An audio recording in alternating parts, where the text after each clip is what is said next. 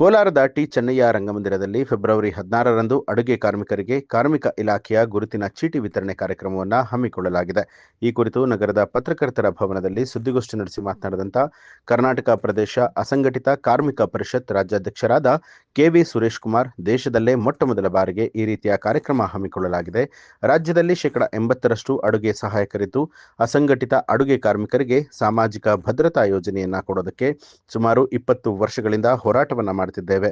ಈ ಹೋರಾಟದ ಫಲವಾಗಿ ರಾಜ್ಯದಾದ್ಯಂತ ಅಸಂಘಟಿತ ಅಡುಗೆ ಕಾರ್ಮಿಕರಿಗೆ ಸರ್ಕಾರದ ಕಾರ್ಮಿಕ ಇಲಾಖೆಯ ಗುರುತಿನ ಚೀಟಿಯನ್ನ ವಿತರಣೆ ಮಾಡಲಾಗುತ್ತೆ ಅಂತ ತಿಳಿಸಿದರು. ಮೊಟ್ಟಮೊದಲನೇ ಬಾರಿಗೆ ರಾಜ್ಯಾದ್ಯಂತ ಇರ್ತಕ್ಕಂಥ ಅಡುಗೆ ಕಾರ್ಮಿಕರು, ಅಸಂಘಟಿತ ಅಡುಗೆ ಕಾರ್ಮಿಕರು, ಇವತ್ತು ರಾಜ್ಯದಲ್ಲಿ ಸುಮಾರು 80% ಜನ ಅಸಂಘಟಿತ ಕಾರ್ಮಿಕರಿದ್ದಾರೆ. ಈ ಅಡುಗೆ ಕಾರ್ಮಿಕರಿಗೆ ಸಾಮಾಜಿಕ ಭದ್ರತಾ ಯೋಜನೆಗಳನ್ನು ಸರ್ಕಾರದ ವತಿಯಿಂದ ಕೊಡಬೇಕು ಅಂತೇಳಿ ಸುಮಾರು 20 ವರ್ಷಗಳ ಹೋರಾಟ ಇವತ್ತು ಸಾಕ್ಷಾತ್ಕಾರ ಆಗಿದೆ. ಅದರ ಫಲವಾಗಿ ಅಡುಗೆ ಕಾರ್ಮಿಕರಿಗೆ ಸರ್ಕಾರದ ವತಿಯಿಂದ ಕರ್ನಾಟಕ ರಾಜ್ಯ ಅಸಂಘಟಿತ ಕಾರ್ಮಿಕರ ಸಾಮಾಜಿಕ ಭದ್ರತಾ ಮಂಡಳಿಯ ವತಿಯಿಂದ ಗುರುತಿನ ಚೀಟಿಯನ್ನು ನೀಡುವಂಥ ಕೆಲಸ ಪ್ರಾರಂಭ ಆಗಿದೆ.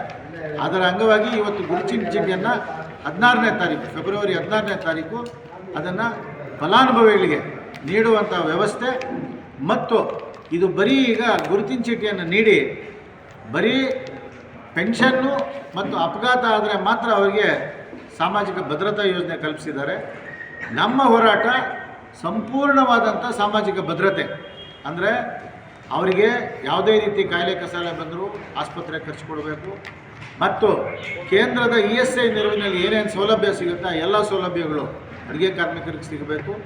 ಇದರ ಜೊತೆಗೆ ಮಂಡಳಿಯನ್ನು ಪ್ರತ್ಯೇಕ ಮಂಡಳಿ ಅಡುಗೆ ಕಾರ್ಮಿಕರಿಗೇ ಪ್ರತ್ಯೇಕ, ಈಗ ಆಲ್ರೆಡಿ ಕಟ್ಟಡ ಕಾರ್ಮಿಕರಿಗೆ ಮತ್ತು ಆಟೋ ಚಾಲಕರಿಗೆ ಮಂಡಳಿಗಳನ್ನು ರಚನೆ ಮಾಡಿದ ರೀತಿಯಲ್ಲೇ ಇದಕ್ಕೂ ಸಹ ಮಂಡಳಿಯನ್ನು ರಚನೆ ಮಾಡಿ ಸಂಪೂರ್ಣವಾದಂಥ ಭದ್ರತಾ ಯೋಜನೆಯನ್ನು ರೂಪಿಸಬೇಕು ಅನ್ನೋದು ಆವತ್ತಿನ ಕಾರ್ಯಕ್ರಮದ ಮುಖ್ಯ ಉದ್ದೇಶ. ನ್ಯೂಸ್ ಅಲರ್ಟ್, ನಿಮ್ಮಿಂದ ನಿಮಗಾಗಿ.